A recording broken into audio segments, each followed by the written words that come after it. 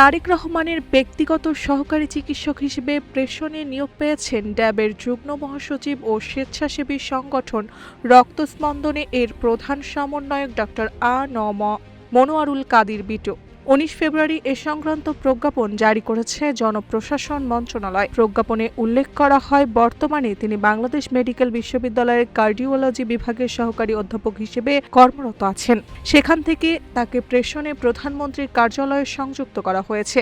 নতুন দায়িত্বে তিনি প্রধানমন্ত্রীর ব্যক্তিগত সহকারী চিকিৎসক হিসেবে স্বাস্থ্য সংক্রান্ত বিষয়াদিতে প্রয়োজনীয় পরামর্শ ও চিকিৎসা সহায়তা প্রদান করবেন।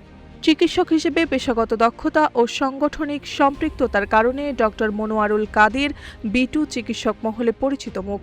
ড্যাবের নেতৃত্বের পাশাপাশি রক্তস্পন্দনের মাধ্যমে রক্তদান কার্যক্রম ও মানবিক সেবামূলক উদ্যোগে তার সক্রিয় ভূমিকা রয়েছে। সরকারি দায়িত্বে এই নতুন সংযোজন গুরুত্বপূর্ণ প্রশাসনিক পদক্ষেপ হিসেবে দেখা হচ্ছে।